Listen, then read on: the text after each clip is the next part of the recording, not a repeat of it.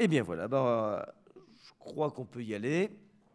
Donc le fair play aujourd'hui. Alors je ne vous cache pas que quand je me suis retrouvé vraiment face à cette notion, le fair play, et que j'ai dû commencer à me dire, va falloir faire quelque chose là-dessus, j'ai eu quelques sueurs froides, parce que alors là, vraiment, pour le coup, je n'étais pas confronté du tout à un concept de la tradition philosophique. L'autorité, l'équité, l'erreur, la faute. Bon, d'accord, ça va. Dès qu'on a fait un peu de philosophie, on est dans un espace où on a forcément quelques repères. Mais quand je me suis retrouvé à une expression, en langue étrangère, moi qui parle l'anglais comme une vache espagnole, et deux, qui n'est pas un concept philosophique, je me suis dit, mais qu'est-ce que j'ai fait le jour où j'ai accepté cette notion ? Alors dans ce cas-là, d'ailleurs, et j'en profite pour donner un conseil à tous les étudiants et à ceux en particulier qui préparent aux examens, point de méthodologie élémentaire, toujours partir du plus simple. Ne pas chercher d'emblée à dresser des grandes lignes problématiques, mais partir vraiment du sens courant, partir du sens premier des mots, et puis voir après tout ce qui se donne à penser à partir de ce sens courant. Or, c'est ce que j'ai fait moi-même. J'avais juste assez d'anglais pour me rendre compte qu'il y avait deux mots là-dedans. Un qui m'était assez familier, play, d'accord, le jeu, bon, ça va. Faire, je n'étais pas tout à fait sûr de mon anglais. Et alors là, j'ai eu une grosse surprise. Quand j'ai voulu essayer de voir ce que voulait dire le mot faire tout seul en anglais, ailleurs que dans la pub, je ne sais pas quoi, il y a une pub faire, pas faire, je ne sais pas trop quoi. Bon, là, je me suis rendu compte qu'il y avait une floraison de significations tout à fait étonnante. Le beau, l'agréable, l'honnête, ça partait dans tous les sens. Et là où j'espérais quelques repères bien balisés, je me suis retrouvé au contraire dans une sorte de polysémie qui m'a un petit peu inquiété. Or, du coup, je me suis dit que séparer le play et le faire n'ouvrait sans doute pas beaucoup de pistes pertinentes et qu'il valait mieux prendre l'expression comme un bloc, c'est-à-dire admettre, oublier qu'il y a de l'anglais derrière cela et que c'est devenu en français courant une expression commune. Et je me suis demandé, mais quand est-ce qu'on utilise une expression de ce genre? Quand est-ce que l'on parle de fair play? Et là, heureusement que je me suis souvenu j'ai eu quelques souvenirs, disons, sportifs. Et puis, je me suis souvenu quand même qu'on parle de fair play dans deux circonstances, mais tout à fait différentes l'une de l'autre. Peu importe, je ne sais pas laquelle est la première et laquelle est la seconde, mais ce ne sont pas du tout les mêmes. Première circonstance, le fair play désignerait, au sens quasi littéral d'ailleurs, le beau jeu. La beauté du geste, la beauté de l'organisation stratégique, la mise en place d'un jeu, individuellement ou collectivement, auquel on peut reconnaître certaines qualités, au moins esthétiques. Voilà, c'est bien joué. Bon. Donc, au fond, le fair play comme une certaine vertu esthétique, peut-être pas encore éthique, infra-éthique, mais comme cette vertu particulière qui permet de produire du beau jeu. Éventuellement, j'y reviendrai avec une certaine élégance. Puis le fair play a un deuxième sens peut-être plus courant que celui-ci, une vertu aussi peut-être, une certaine qualité, mais une qualité tout à fait étonnante parce qu'elle serait alors la qualité de ceux, alors je ne sais pas, l'expression va être assez tendue, mais de ceux qui savent perdre. La vertu des perdants. Quand on a perdu, au moins que ce soit avec fair play. Bref, la capacité à assumer la défaite. Et celui qui est beau joueur dans ce contexte-là, ce n'est pas nécessairement celui qui a produit du beau jeu. C'est celui qui accepte sa défaite, qui reconnaît qu'il a perdu. Et on voit qu'entre ces deux significations, il y a quand même un certain grand écart.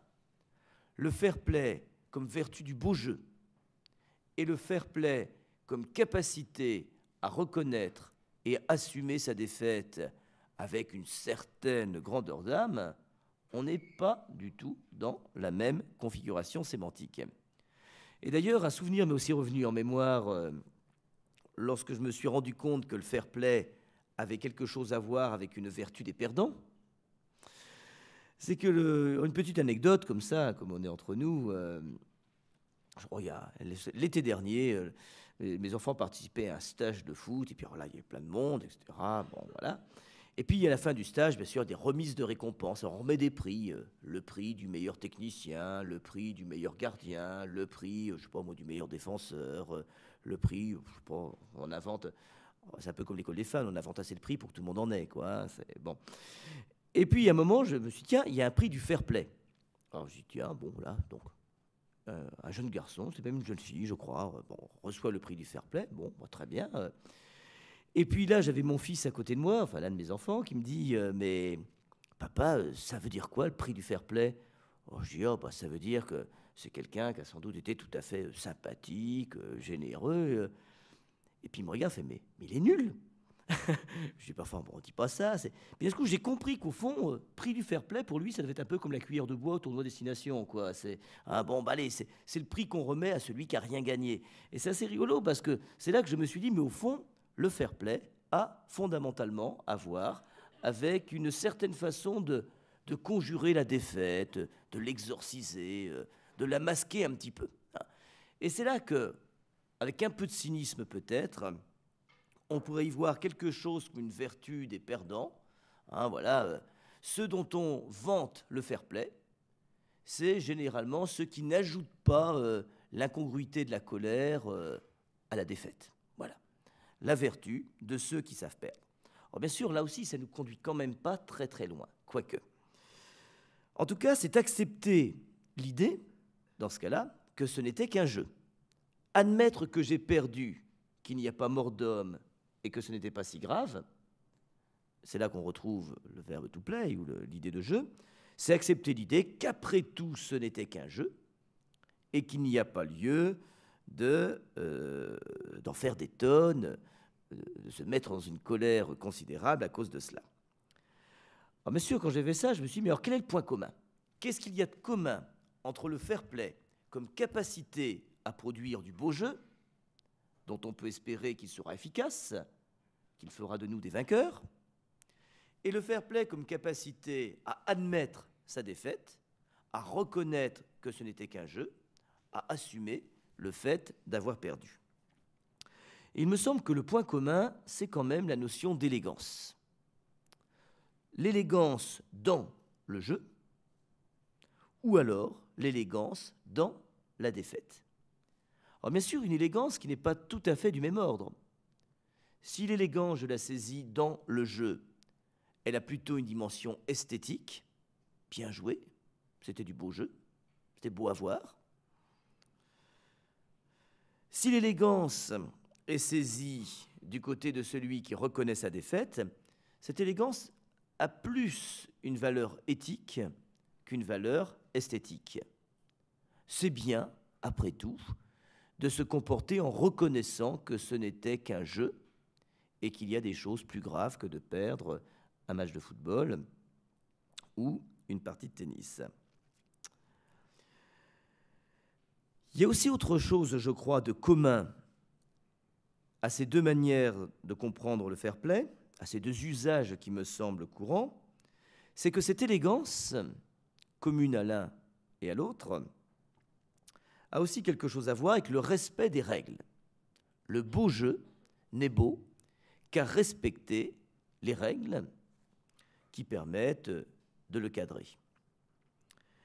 Et même chose, accepter la défaite, c'est reconnaître que les règles du jeu ne s'arrêtent pas au jeu lui-même, mais qu'elles concernent aussi ce qui se déploie autour du jeu, y compris, pourquoi pas, dans l'après-jeu. Il y a des règles sportives qui, d'une certaine manière, obligent celui qui a perdu à être beau joueur. Et donc, il y a dans le fair play, en tant précisément qu'il ait conscience, qu'il suppose une conscience qu'on est engagé dans un jeu, la reconnaissance du caractère nécessaire des règles qui permettent de produire du jeu, des règles qui permettent de faire en sorte que ce jeu soit beau, et des règles qui permettent de sauvegarder un minimum de relations, quand bien même on est blessé ou déçu, voire humilié par la défaite. Mais alors dès qu'on parle de règles, et dès qu'on enracine une réflexion sur le fair play dans le monde du sport, c'est quand même le premier exemple qui m'est venu à l'esprit, on se rend compte que le domaine de pertinence de cette notion, s'il ne se réduit pas au monde du sport, son domaine de pertinence relève de ce que j'appellerais alors un régime de concurrence ludique. Les deux termes sont importants. La question du fair play ne se pose que là où il y a situation de concurrence. Là où il n'y a pas concurrence, là où on n'est pas l'un contre l'autre, là où on n'est pas dans un contexte que les anthropologues qualifieraient d'agonistique, eh bien, la question du fair play ne se pose pas. Dans une relation d'amitié normale, le fair play n'est pas une vertu particulière. Dans une relation amoureuse, le fair play n'est pas une vertu particulière. Dans une relation de confiance entre un professeur et son élève, on ne voit pas très bien ce que le fair play viendrait faire. En revanche, quand plusieurs étudiants préparent ensemble un même concours, qu'ils ont les mêmes objectifs et qu'ils sont de fait en situation de concurrence, là, ça a du sens de reconnaître que certains jouent fair play et que d'autres font preuve éventuellement de moins de fair play. Donc, pour que la notion de fair play puisse faire sens, il faut, semble-t-il, qu'on soit dans une situation de concurrence. Mais j'ai immédiatement rajouté de concurrence ludique. À la guerre, on ne voit pas très bien, bien sûr qu'il peut y avoir des règles, les accords de Genève, tout ce que vous voulez, etc. Bon, bien sûr qu'il peut y avoir des règles de guerre. Mais il est rare qu'on entende analyser un dispositif militaire ou une manœuvre particulière en recourant au vocabulaire du fair play. Si on est dans une situation de fair play, c'est que la concurrence a quelque chose d'un jeu, qu'on n'est justement pas en situation de guerre. Les règles de la guerre ne relèvent pas du fair play. Elles relèvent parfois de traditions anciennes, vénérables, complexes, plus ou moins respectées, mais elles ne relèvent pas du fair play. Donc, pour que la question du fair play puisse faire sens, il semble qu'on doive être dans une situation que j'appelle donc situation de concurrence ludique, ou ce qui revient au même de jeu concurrentiel. Alors, bien sûr, la question qu'on peut se poser si on s'interroge sur le fair play à l'école de management de Strasbourg, c'est de savoir dans quelle mesure on peut l'appliquer à ce qui se passe dans une entreprise ou à ce qui se passe dans une société. Je vous rappelle là aussi une règle à laquelle je m'astreins depuis le début de cette année. Au fond, je pars du principe que ça a du sens de parler d'une entreprise comme d'une société, et que ce qu'on peut dire d'une société en général ou de la société en général, on peut au moins analogiquement le dire d'une société en particulier, cette société fut-elle une société à but lucratif, une société économique. Et donc, penser le fair play à l'intérieur d'un espace social,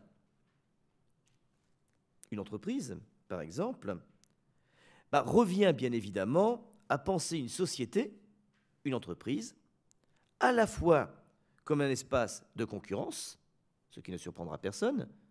Une société est un espace hautement concurrentiel, aussi bien dans l'ordre d'une concurrence externe. Une société poursuit ses intérêts contre les intérêts particuliers d'une société concurrente, et bien évidemment concurrence interne à l'intérieur d'une société, à l'intérieur d'une entreprise. Eh bien, il y a bien évidemment aussi une situation hautement concurrentielle concernant des postes à pourvoir, des promotions, des formes de reconnaissance possibles, ce qui fait que ceux qui travaillent ensemble, les uns avec les autres, on le sait bien, sont exactement les mêmes que ceux qui sont aussi en concurrence les uns contre les autres. Donc, qu'une entreprise puisse être un espace concurrentiel, il n'y a là sans doute rien de... il n'y a pas là une révélation fracassante. Mais pour que la notion du fair play puisse y trouver sens, il faut aussi alors admettre que ce soit un espace de jeu, que ce soit une manière de jouer, et que cette concurrence elle-même est quelque chose d'un jeu. Ce qui là, en revanche, ne va pas de soi du tout. Alors on aura l'occasion, bien sûr, de se poser des questions. Est-ce que c'est jouer qu'entreprendre ? Est-ce que c'est jouer que d'assumer ses fonctions de manager ? Est-ce que c'est jouer que de tenir son rôle dans un espace social particulier, et en particulier dans celui d'une entreprise ? Je crois que la question vaudra la peine d'être posée. Mais en tout cas, ce qui permet d'articuler l'éventualité d'une compréhension de la société comme espace de jeu et la structure concurrentielle de cette même société, c'est qu'il s'agit en tout cas d'un espace qui n'est un espace social que parce qu'il y a des règles, que parce qu'il s'agit d'un espace réglé. Il n'y a pas de rhétorique possible du fair play, là où on n'a pas posé en principe qu'il y a des règles. Et il me semble que reconnaître qu'il y a des règles, que l'espace social est un espace réglé, c'est reconnaître au moins deux choses. La première, que tous les coups ne sont pas permis, puisque si tous les coups sont permis, ça veut dire que le fair play cesse d'être une valeur.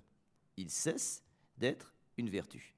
Si tous les coups sont permis, c'est qu'il n'y a pas de règles, et en l'absence de règles, le fair play perd toute signification. Et c'est reconnaître qu'il n'y a pas que le résultat qui compte. Là aussi, on peut filer la métaphore sportive, mais qui n'est même pas une métaphore, qui est peut-être le cadre même de référence originaire de cette notion de fair play. Valoriser le fair play, c'est une manière de dire qu'il y a plus grave que perdre. Et que faut jouer le jeu, offrir du beau jeu, ça vaut par soi-même, quand bien même, au bout du compte, le résultat ne serait pas celui attendu. Et alors bien sûr, ça pose la question dans le milieu des entreprises, alors, est-ce qu'on peut admettre tout simplement qu'il y ait une sorte de fair play applicable au monde industriel, qui consiste en deux axiomes: tous les coups ne sont pas permis et il n'y a pas que le résultat qui compte. Est-on prêt à en faire des axiomes de la vie sociale, de la vie économique, de la vie politique, je ne sais pas, jusqu'où est-on prêt à le faire? En tout cas, pour le moment, je ne fais que poser des questions à partir duquel je vais essayer de déployer quelque chose en quelques instants. Mais ça veut dire que cette notion de fair play nous oblige à reconnaître quelque chose que j'appellerais une limitation éthique du principe de compétitivité. C'est-à-dire que la compétition n'est pas à elle-même sa propre valeur. Et que la notion même de fair play nous oblige à reconnaître qu'on ne peut pas faire n'importe quoi au nom de l'importance de la victoire, au nom du principe de compétitivité. Et que ces règles qui encadrent la compétition ne sont pas simplement des règles du jeu, voilà comment on joue et selon quelles règles. Il faudra peut-être aussi les penser comme des règles éthiques ou comme des règles morales, c'est-à-dire par lesquelles nous sommes tenus de reconnaître que non, je sais pas, comme le disait un de mes amis il y a quelque temps, mais il faut parfois mieux perdre un marché que perdre son âme. Je reviendrai sur cette petite anecdote dans quelques instants. C'est une formule que certains d'entre vous ont déjà entendue. Alors, c'est facile pour moi de dire des choses comme ça.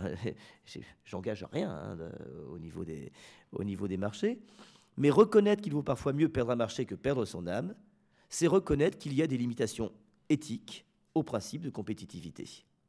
Et qu'on ne peut pas, du coup, faire comme si il n'y avait aucun problème à considérer que, après tout, voilà, on est dans une guerre économique et que tous les coups sont permis. Si on est dans une guerre économique et tous les coups sont permis, ça veut dire bien évidemment que la notion de fair play est strictement hors jeu dans le monde de la compétition économique. Si on admet qu'il y a des critères qui relèvent de l'élégance, de la limitation éthique, de la capacité à reconnaître que tous les coups ne sont pas permis, qu'il n'y a pas que le résultat qui compte, alors là, on ouvrira, y compris pour le monde économique, pour le monde des entreprises, la possibilité d'un espace au sein duquel on pourra donner sens à la notion de fair play. Bref, le fair play, à ce niveau-là, apparaît alors comme un art de vivre en reconnaissant qu'il y a des limites à ne pas franchir. Je ne voudrais pas en faire trop vite une notion morale parmi les grandes notions morales que sont, je ne sais pas moi, le courage, la justice et certaines autres qu'on a pu rencontrer cette année, mais au moins une notion qui a à voir avec l'éthique comme art de vivre en reconnaissant qu'il y a des limites à ne pas franchir.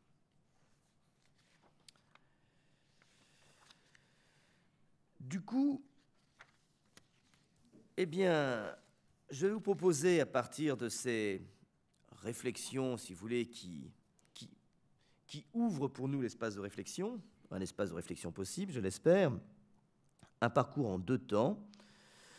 Mais d'abord, je vais me demander dans quelle mesure une société, quelle qu'elle soit, est bien un espace hautement concurrentiel.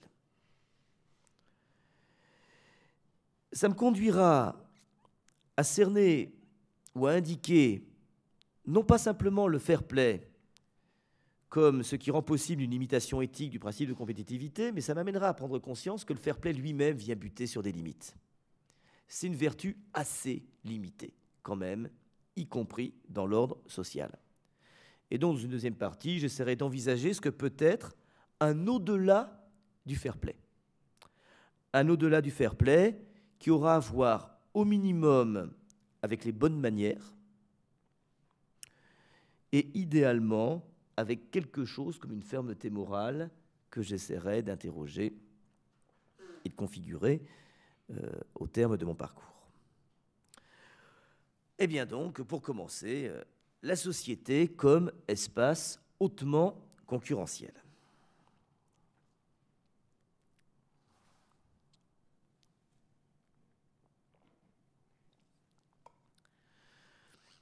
Alors, dans l'Antiquité, et en particulier au moins depuis Aristote, on avait pris l'habitude en Occident de se représenter l'homme, voire de le définir, comme un animal social ou sociable. Bon, peu importe les traductions, ici on ne va pas ergoter.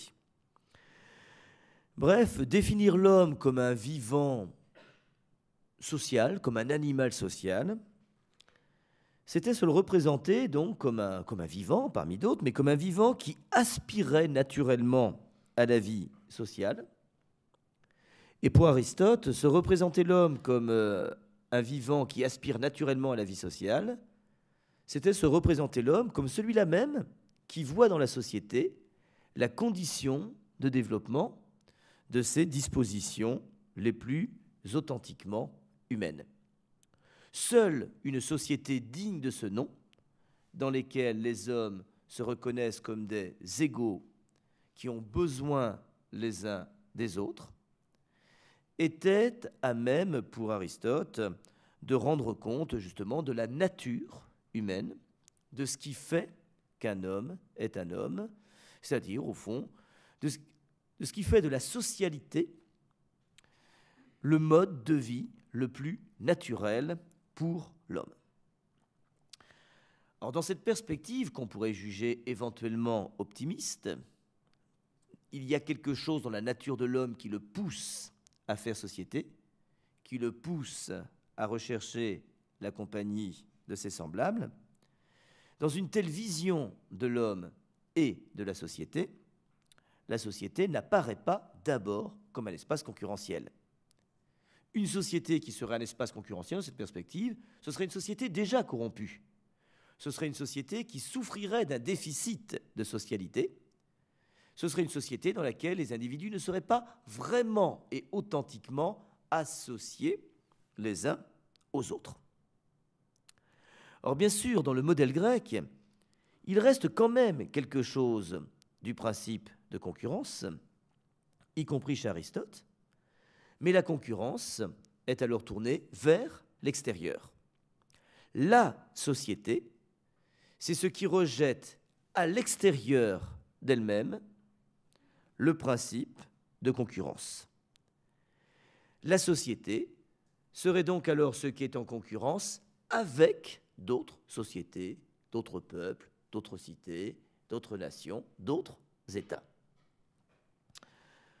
On retrouve ici une idée qu'il convient sans doute de méditer, et qui est peut-être celle-ci, c'est l'idée que ce qui nous unit, c'est peut-être pas tant, au fond, ce que nous reconnaissons de commun entre nous, qu'un ennemi extérieur ou un adversaire commun. Rien ne nous unit autant qu'un ennemi commun contre lequel nous pouvons nous dresser comme un seul homme. Ou pour le dire encore autrement, on n'est jamais aussi bien unis que quand on est unis contre.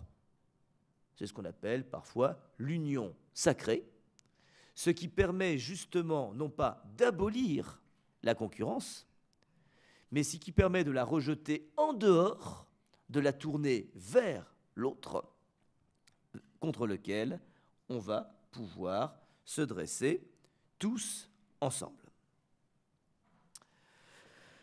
Alors bien sûr, le fair-play n'est pas du tout un concept de la philosophie antique. Il n'y a même probablement pas grand-chose d'équivalent dans cette tradition de pensée. Mais si le fair-play n'est pas un concept de la philosophie antique, s'il n'a pas été thématisé par une philosophie qui voyait dans l'homme un animal naturellement destiné à vivre en société, le fair-play apparaît de fait dans certaines œuvres antiques, et en particulier, par exemple, chez Thucydide, dans son histoire des guerres du Péloponnèse. Vous savez, ces guerres qui ont ravagé pendant plus d'un siècle, une guerre entre Athènes et Sparte, enfin entre Athènes et ses alliés, et Sparte et ses alliés, qui ont précipité sans doute la décadence de la démocratie athénienne, une guerre interminable, même s'il y avait des périodes de rémission. Et le grand historien, si vous voulez, ou chroniqueur de ces guerres du Péloponnèse, c'est Thucydide. Et Thucydide est souvent capable de reconnaître la valeur de l'ennemi, de reconnaître qu'il s'est bien battu, de reconnaître que l'ennemi, Sparte en l'occurrence, eh bien, était aussi représenté par des hommes de valeur auxquels il convient de rendre hommage. Alors on peut appeler ça fair-play. Le fair-play de Thucydide, athénien, qui est capable de reconnaître dans ses écrits la valeur de l'ennemi, la valeur des rivaux, des guerriers du clan adverse, Sparte. Mais dans ce cas-là, alors il se passe quelque chose d'étrange. C'est que le fair-play, tout compte fait, apparaît alors comme une vertu du vainqueur. Puisque le fair-play est le fair-play si le fair-play est le fair-play de Thucydide, il est le fair-play en général, enfin, c'est-à-dire que les fois où Thucydide rend hommage à la valeur des Spartiates, c'est quand, malgré tout, les Athéniens ont vaincu. Et donc le fair-play apparaît comme le signe d'une certaine grandeur d'âme, mais une vertu du vainqueur qui rend hommage au vaincu. Et ainsi compris, qu'est-ce que c'est que le fair-play ? C'est la capacité, après tout assez noble, à ne pas ajouter l'humiliation à la défaite. L'ennemi a été vaincu, donc nous avons été meilleurs, plus efficaces, plus forts, mieux organisés, plus stratégiques, très bien. Mais après tout, le fair-play compris ainsi consisterait à se dire, voilà, il est vaincu, c'est pas la peine en plus de l'humilier et de le traiter comme s'il n'était pas vraiment humain. Au passage, une telle conception du fair-play relève d'une sorte de stratégie psychologique assez bien comprise, parce que reconnaître la dignité et la valeur de l'ennemi c'est reconnaître a fortiori la dignité et la valeur de celui qui l'a vaincu. Bien évidemment. Et donc, au fond, on sent bien que dans ces stratégies de fair play, il y a parfois une sorte de valorisation incidente et latérale de soi-même. Le fair play comme vertu du vainqueur, c'est un hommage que le vainqueur rend à lui-même par le détour de celui qu'il rend à l'adversaire qu'il a vaincu. Alors, il y a là, bien évidemment, largement de quoi s'interroger, de quoi chercher des transpositions possibles dans le domaine de l'entreprise ou même de notre vie privée. Mais laissons tomber ça, poursuivons un petit peu le parcours historique. On sait, les étudiants en philosophie savent, que cette façon de concevoir l'homme comme un vivant naturellement destiné à la vie sociale a été battue en brèche par ce qu'on appelle la modernité. À partir du XVIe, XVIIe siècle, cette façon de penser l'homme comme sociable par nature, eh bien, se retrouve largement remise en cause. Et la conséquence, c'est que la concurrence est intégrée à la société elle-même. Alors que pour la pensée antique, la concurrence est d'abord une concurrence externe ou externée, eh bien, avec le développement de la pensée politique moderne, Hobbes, par exemple, au XVIIe siècle, largement préparé d'ailleurs au XVIe, eh bien, la concurrence devient une concurrence interne. La concurrence est intégrée à la société elle-même, avec cette idée, au fond, que non seulement le fait que nous soyons concurrents à l'intérieur d'une société n'empêche pas la vie sociale, mais même pour certains, l'idée que la vie sociale n'est rien d'autre que l'organisation d'un régime hautement concurrentiel. Bref, en régime de modernité, on aboutit à cette idée que ce qui nous unit, ce n'est pas une sympathie mutuelle, réciproque et universelle, ce n'est pas le désir naturel de vivre en bonne entente les uns avec les autres, ce n'est donc pas une naturelle socialité. Ce qui nous unit est compris comme relevant, j'ai déjà utilisé le terme devant vous, de ce que saint Augustin et Pascal appellent tous les deux la libido dominandi, l'instinct de domination. J'en reprends le schéma général sans rentrer dans ces détails, mais c'est un schéma qu'on peut interpréter soit en termes augustiniens, soit en termes pascaliens, soit en termes hegéliens.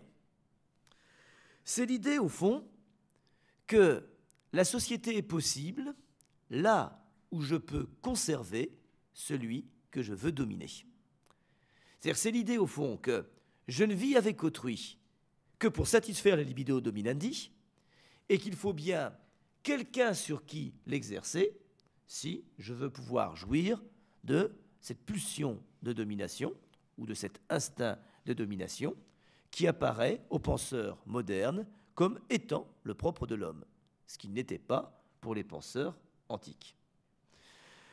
Mais le problème, c'est que si mon instinct de domination me pousse à éliminer autrui, à le faire disparaître, à l'anéantir, à le tuer, ça se retourne contre moi-même, parce que si je n'ai plus personne à dominer, si je massacre tous mes rivaux ou mes ennemis, mon instinct de domination se retrouve gros-jean comme devant. Donc, le fin du fin, ce n'est pas de tuer autrui. Je ne sais plus qui dit que la libido dominandi ne doit pas devenir une libido necari, je crois, l'instinct de pulsion de meurtre, pulsion de tuer. Il faut bien que je le conserve. Au passage, celui qui est conservé, parce qu'il a reconnu ma puissance supérieure, c'est littéralement celui qui est asservi. C'est exactement le même mot. Le servus, l'esclave, c'est celui qui a été servatus, conservé. Celui dont la vie a été conservée, c'est-à-dire celui contre lequel j'ai lutté sans que la lutte aille jusqu'à la mort. C'est plutôt le schéma hegélien que l'on retrouve dans la fameuse, ce qu'on appelle parfois je sais pas, moi j'appelle ça l'allégorie du maître et de l'esclave. Je crois qu'on n'utilise pas le mot allégorie en général, je crois que c'est moi qui utilise ça. Pardon? La dialectique du maître et de l'esclave. Alors voilà, là, le terme est très technique, trop compliqué pour moi, c'est pour ça que je l'avais laissé de côté. Mais bien, l'allégorie du maître et de l'esclave, comme il y a une allégorie de la caverne chez Platon, voilà. Mais comme une représentation des ressorts de la vie sociale, pensée à partir d'un universel instinct de domination qui a le pouvoir paradoxal de rapprocher les hommes parce que, après tout, je ne peux pas régner sur des morts. Et vous allez me dire, mais comment celui qui est dominé, le valet, si vous voulez, ou l'esclave, peut-il consentir à nier ou à refouler son instinct de domination? Ben justement, il ne le refoule absolument pas. La vie sociale, c'est ce qui va permettre à ceux qui sont dominés par la force de trouver d'autres voies pour exercer leur libido dominandi. C'est tout le jeu des fables chez Beaumarchais, par exemple, le mariage de Figaro, par exemple, etc., où, au fond, les valets ont un pouvoir considérable sur leur maître, même si ce pouvoir est un pouvoir dévié, un pouvoir circonvenant. Et dans ce cas-là, eh bien, la vie sociale n'est pas, si vous voulez, le monde des bisounours, ou ce que Kant appelle les bergers d'Arcadie, qui s'aiment tellement bien qu'après tout, ils n'ont qu'à laisser aller leur nature pour vivre ensemble de manière agréable et sympathique. Non, la vie sociale pour les modernes, c'est pas ça du tout. C'est bien cet espace de concurrence généralisée dans lequel chacun cherche à dominer chacun, et chacun cherche des voies de contournement pour ne pas subir de plein fouet la domination radicale d'autrui. Ce qui trouve heureusement que les valets ont parfois bien des moyens pour s'assurer un pouvoir sur leur maître. Qu'il s'agisse de Sganarelle ou qu'il s'agisse, après tout, de Figaro, on est dans la même configuration générale. Dans cette configuration-là, qu'est-ce qui reste alors du fair play? Ah, bien évidemment, le fair play, c'est plus la reconnaissance simple de la valeur militaire, par exemple, de l'ennemi. Le fair play devient lui-même une stratégie de satisfaction de la libido dominandi. C'est reconnaître que j'ai perdu, d'accord, un tel a été plus fort que moi, j'accepte de me soumettre, j'accepte d'être dominé, non pas parce que je me reconnais comme inférieur, mais parce que là encore, le fair play va apparaître comme une ruse de la libido dominandi. Je ne me rendais pas compte, je ne me souvenais pas du tout de ce que j'avais écrit au début de l'année pour essayer de vous appâter et de vous attirer ici. Mais en tout cas, ça a dû rester quelque part dans mon inconscient, parce que le fair play apparaît bien ici lui-même comme une ruse de la socialité contre nature, ou d'une socialité qui n'est pas naturelle, ce qui va me permettre eh bien, de reconnaître que j'ai perdu, ok, pour mieux inventer par une voie de contournement un moyen de satisfaire quand même ma libido dominandi à moi aussi. Le fair play de Figaro, qui reconnaît la souveraineté de son maître, c'est ce qui donne à Figaro un pouvoir considérable sur son maître. Le fair play de l'esclave, dans l'allégorie du maître et de l'esclave, la dialectique du maître et de l'esclave, eh bien, qui reconnaît la victoire du maître, c'est ce qui va donner, bien évidemment, à l'esclave lui-même un pouvoir considérable sur son maître. Le pouvoir de servir est bien souvent un véritable pouvoir plus subtil et plus puissant que le pouvoir des maîtres. Eh bien, je crois qu'on a là, à travers ce que j'ai essayé de vous décrire schématiquement et beaucoup trop rapidement, bien sûr, pour respecter le temps qui nous est imparti, pour être beau joueur, une représentation de la société qui a structuré notre imaginaire occidental moderne.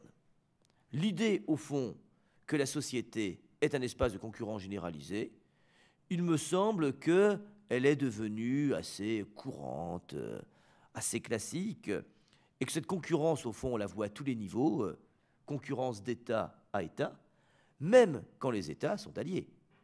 Les relations entre la France et l'Allemagne, on peut aussi bien les décrire comme des relations d'alliance que comme des relations hautement concurrentielles.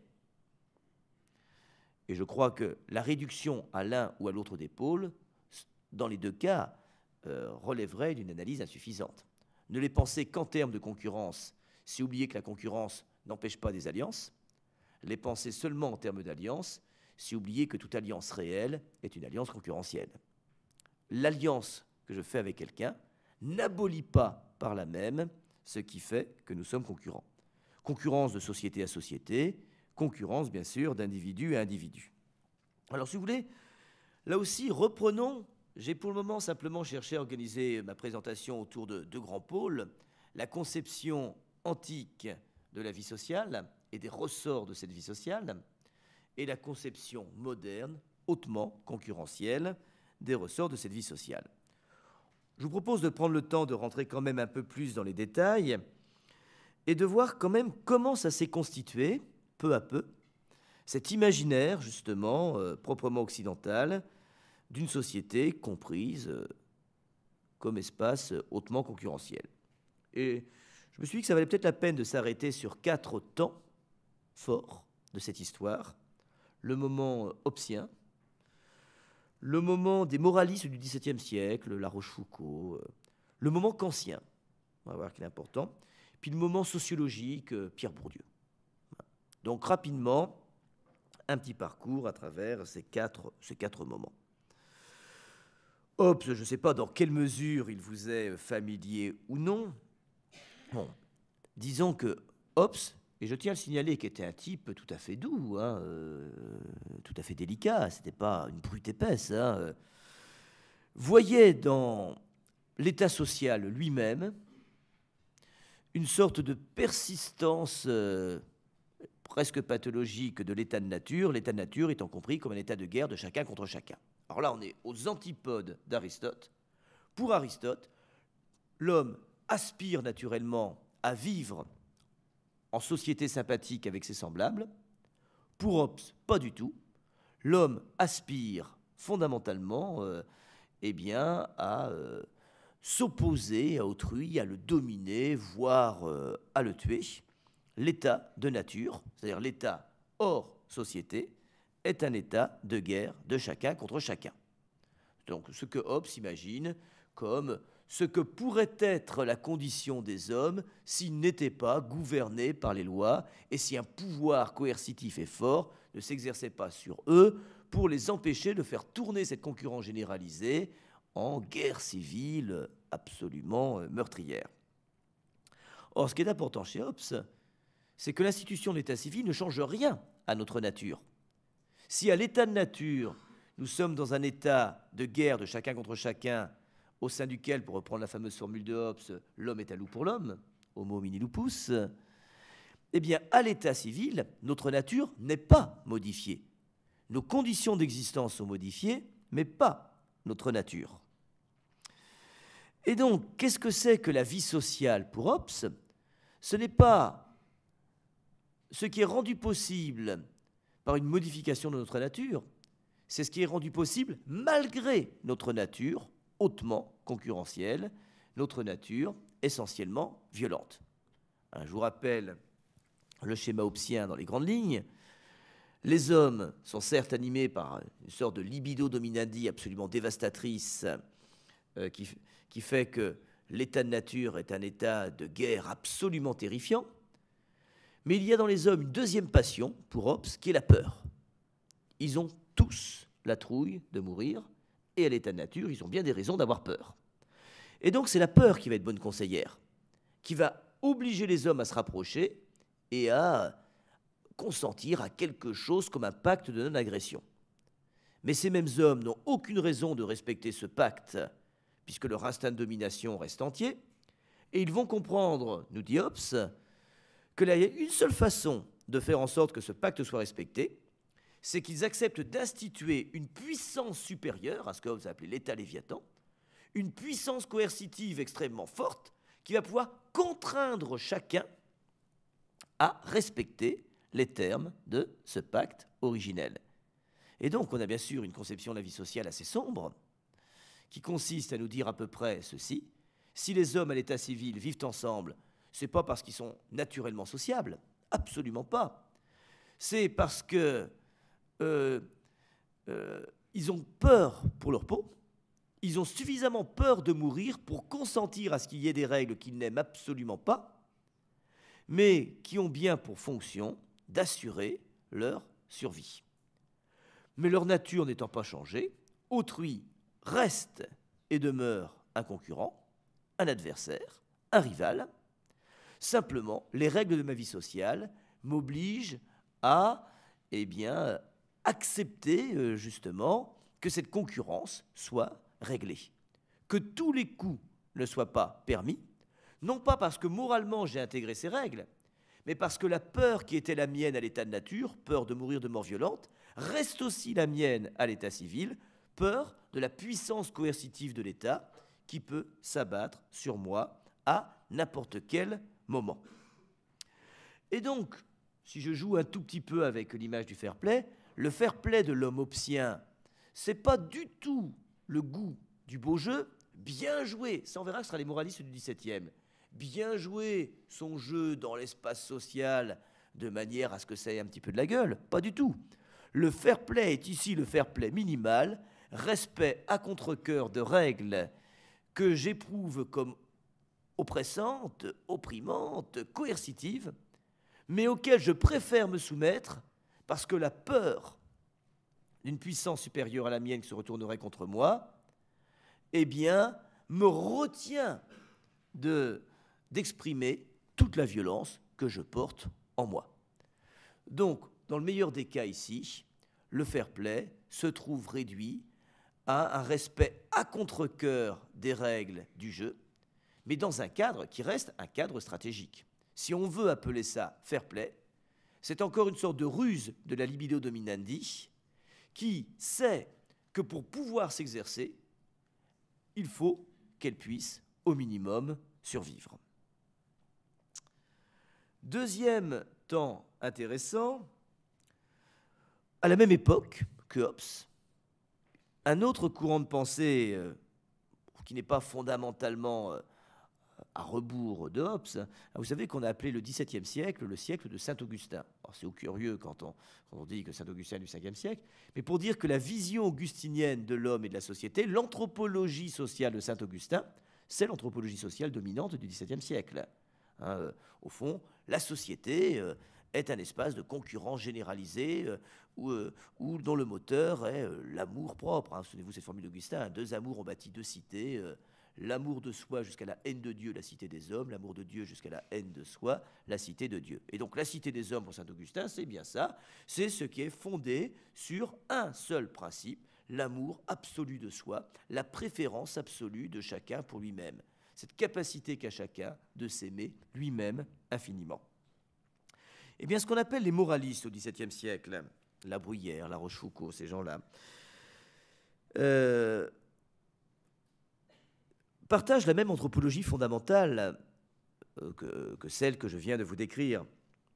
C'est-à-dire que pour eux, mais ils ont le souci de la civilité, des bonnes manières, si vous voulez, être civil. La civilité pour eux ne consiste pas à nier cette violence, mais à la camoufler derrière un jeu social. Ah tiens, là on voit surgir le jeu. À la camoufler derrière un jeu social qui fait de la société une sorte de théâtre sur lequel chacun doit jouer son rôle, si possible, avec élégance. C'est ce qu'on appelle au XVIIe siècle l'honnête homme. L'honnête homme qui n'est pas celui qui brille par ses vertus morales. L'honnête homme, c'est celui qui est animé par la même libido dominandi que n'importe qui, mais qui essaie d'instiller dans l'espace social un minimum de distance pour qu'il y ait du jeu possible entre les libidos, qu'elles ne soient pas seulement en situation de concurrence, mais qu'elles puissent jouer un peu les unes par rapport aux autres, ménager pour autrui un espace de satisfaction de son amour-propre, pour qu'il y ait un petit peu d'huile, si vous voulez, dans les rouages de la société. Et donc l'honnête homme, c'est celui qui joue son jeu sur le théâtre social, sur la scène sociale, avec élégance et courtoisie. On dirait aujourd'hui exactement avec fair-play. Il joue le jeu, il y a un certain nombre des règles, il est élégant, il est courtois. Fondamentalement, il n'est pas d'une autre nature que le gredin de base. Et il le sait très bien, d'ailleurs. C'est peut-être d'ailleurs ce qui fait la supériorité morale de l'honnête homme. Avoir conscience de son immoralité, c'est peut-être déjà commencer à être moral. Mais il joue le jeu, justement, avec des règles qui sont déjà des règles de civilité, qui sont déjà des règles de courtoisie. Bien sûr que le thème fair-play n'existe pas à l'époque, mais on a là déjà une conception du fair-play pensable comme élégance, respect des règles, capacité à ménager l'amour-propre de l'adversaire, de ne pas rajouter l'humiliation à la prééminence sociale, puisque l'honnête homme, bien évidemment, ce n'est pas non plus le larbin, ce n'est pas le laquais, c'est l'aristocrate, c'est le grand bourgeois. Bref, c'est celui dont la libido dominandi est déjà peu ou prou satisfaite, et qui sait aussi que pour continuer à la satisfaire, il ne doit pas ajouter l'humiliation à la domination. Bref, les moralistes du XVIIe siècle prennent acte du caractère concurrentiel de la vie sociale, tout en essayant de dessiner un portrait de l'homme civilisé qui ménage la libido dominandi d'autrui. On est dans un cadre que j'appellerais un cadre de polissage des mœurs, au sens littéral du terme poli. Je crois qu'il ne faut pas oublier que l'enfant poli, ou l'adulte poli, c'est au sens étymologique celui qui a été poli, comme on polit une pierre pour engommer les aspérités. Celui que l'éducation a en quelque sorte lissé pour que ça passe un peu mieux, que ce soit un peu moins rugueux, pour que les situations concurrentielles soient un peu moins tranchantes, un peu moins vives, etc. C'est ça, au fond, la politesse, c'est ce qui est construit à partir d'un polissage des mœurs. Mais l'honnête homme du XVIIe siècle, c'est celui qui sait très bien au fond de lui que ce polissage des mœurs ne change rien à la nature violente de l'homme, dont il s'agit par conséquent de ne pas être dupe. Autrement dit, l'idée qui se déploie ici, c'est l'idée selon laquelle la société est à la fois un espace de concurrence généralisée et l'espace possible de la civilité, des bonnes manières et du fair-play. Ce n'est pas l'un ou l'autre, ce n'est pas la concurrence généralisée ou le fair-play. C'est le fair-play d'autant plus nécessaire que la concurrence est davantage généralisée et que la vie sociale doit, malgré tout, demeurer possible. C'est l'un et l'autre. On poursuit, passons au XVIIIe siècle, un texte dont je vous conseille la lecture, un texte tout à fait étonnant de Kant, qui s'appelle « L'idée d'une histoire universelle », enfin le titre complet, « Idée d'une histoire universelle du point de vue cosmopolitique ». Le titre est très long, rassurez-vous, le livre est très court. Bon, après, d'ailleurs, une fois qu'on a lu le titre, on a à peu près la moitié du livre. Hein. Et en particulier, c'est un ensemble de 9 propositions, assez courtes, les plus longues font 4-5 pages, hein. Bon, les plus courtes font une demi-page. Et je vous conseille en particulier la lecture, ça ne vous fera pas de mal, 4e, 5e, 6e proposition. On est au cœur du livre et on a là quelques pages d'une densité, d'une richesse tout à fait étonnante. Hein, et ce que fait Kant, en particulier dans la 4e proposition, c'est que lui aussi assume complètement l'idée selon laquelle, au principe de la civilisation, au principe de la vie sociale, en ce qu'elle peut avoir de civilisé, il y a quand même quelque chose comme une tension indépassable. Il l'exprime sous la forme d'un oxymore célèbre, c'est le fameux concept d'insociable sociabilité. Alors là, la tension est vraiment à son maximal.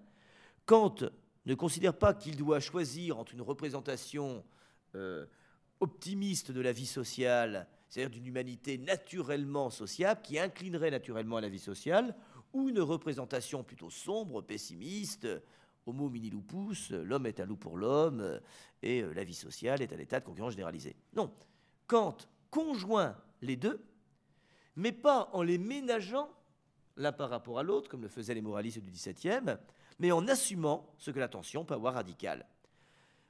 L'insociable sociabilité, Ça ne correspond pas à cette idée qu'il y a en moi quelque chose de sociable, puis quelque chose d'associable, un désir de socialité d'un côté et une libido dominandi de l'autre. C'est pas ça du tout, la sociabilité. C'est l'idée que ce qu'il y a en moi d'associable, c'est le principe même de la vie sociale.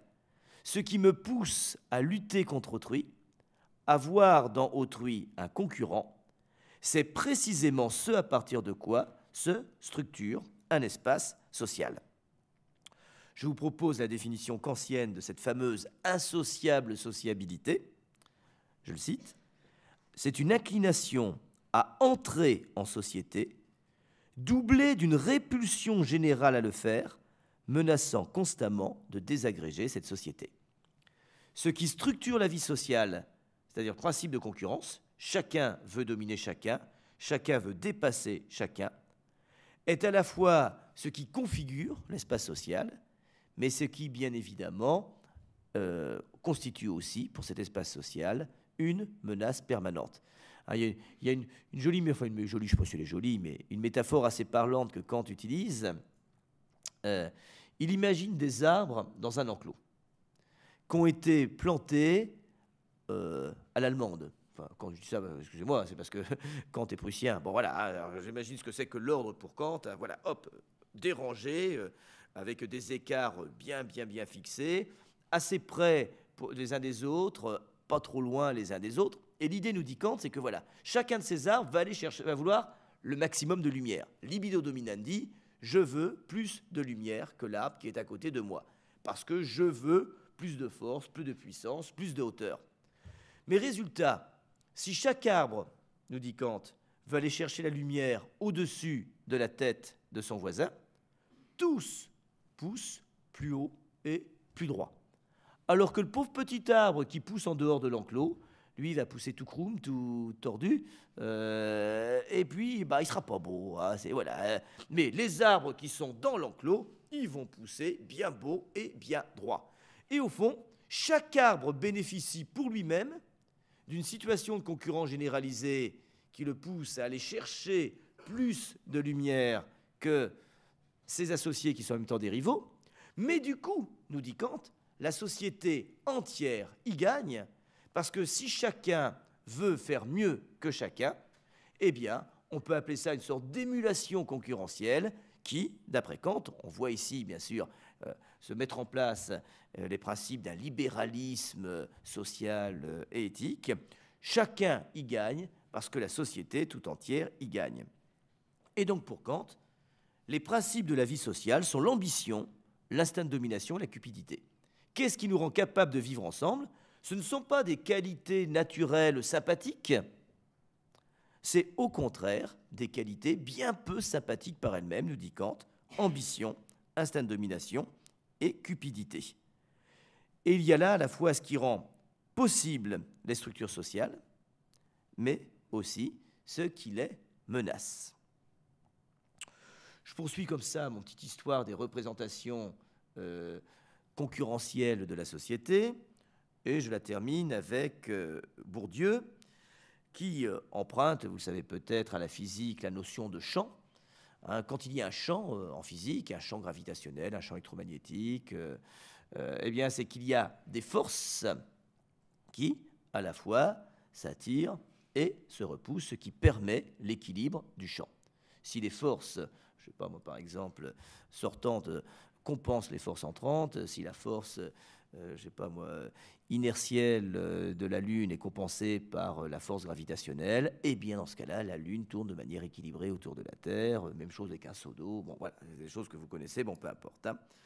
Et donc pour Bourdieu, toute société est un champ, c'est-à-dire un espace social, certes, mais structuré par des forces, que ces forces soient des forces, qu'on les appelle quand elles tirent vers l'extérieur, ce sont des forces, voilà, j'arrive pas à trouver le mot, centripète ou centrifuge. Voilà, centripète quand elles rassemblent vers l'intérieur, centrifuge quand, au contraire, elles tirent vers l'extérieur. Eh bien, toute société, pour Bourdieu, est un champ de force et donc est structurée par un jeu de forces centrifuge et centripète. Donc, au fond, structuré par le jeu des forces internes, pour Bourdieu, chacun veut s'assurer le monopole de la domination. Et c'est ce qui fait, bien évidemment, que l'on vit ensemble. Mais en même temps, par des résistances par rapport à l'extérieur, ceux qui sont à l'intérieur du champ, eh bien, essayent de faire obstacle aux entrants qui, eux, veulent forcer le passage. Donc, qu'est-ce qui fait qu'on s'entend à l'intérieur du champ pour Bourdieu? C'est pas qu'on veut tous la même chose, ou si, peut-être. C'est qu'on est tous rivaux ou concurrents, parce que chacun aspire au monopole de la domination, au moins symbolique, mais on est tous unis, parce qu'en étant tous dans le champ, il s'agit de veiller à ce que les entrants, les prétendants, ne viennent pas bousculer nos hiérarchies, nos représentations, nos modèles. Ce qui nous unit, c'est qu'il y en a d'autres que nous qui voudraient bien rentrer, qui voudraient bien devenir calife à la place du calife. Et là, on est d'accord, bien évidemment, pour sauvegarder un petit peu notre position. Un exemple simple, si vous voulez comprendre cela, je ne sais pas moi, le champ politique. Mais c'est facile aujourd'hui, surtout aujourd'hui, hein, c'est facile, bon d'accord. Mais peu importe, le champ professoral, ce sera exactement pareil. Le champ journalistique, le champ littéraire. Hein, ceux qui sont dans le champ, tiens, je vais prendre un champ neutre, le champ littéraire, voilà, enfin un champ neutre, où, voilà, c'est pas a priori trop polémique et pas trop facile.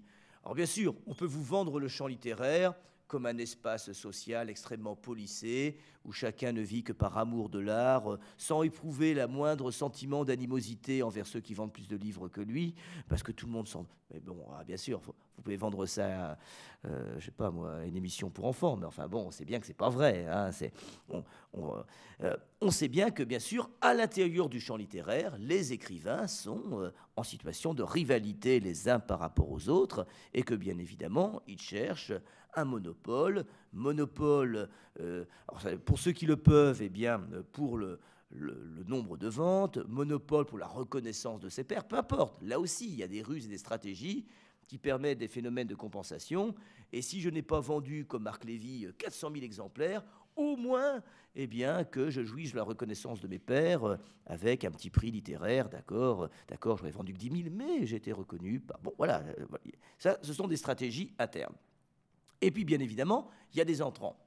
Et là, ceux qui sont dans le champ s'entendent très bien pour essayer de verrouiller le système, de configurer des règles. C'est des stratégies de certaines maisons d'édition, etc. Bon, c'est très complexe, hein, bien évidemment.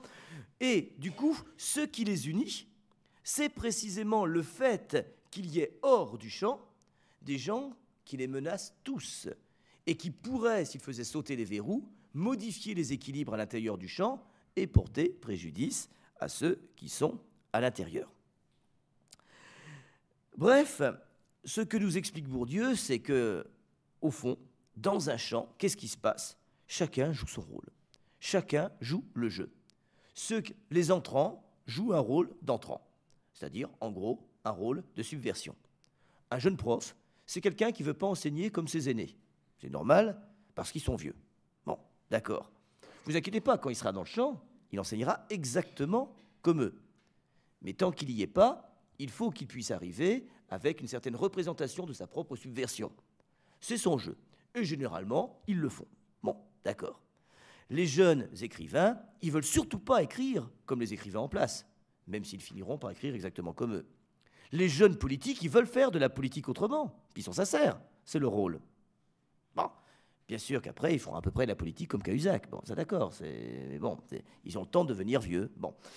Mais donc, chacun joue son rôle. À l'intérieur du champ social, eh bien, chacun joue son rôle dans un rituel de compétition généralisé qui a ses règles, et ces règles, bien évidemment, qui sont parfaitement impératives.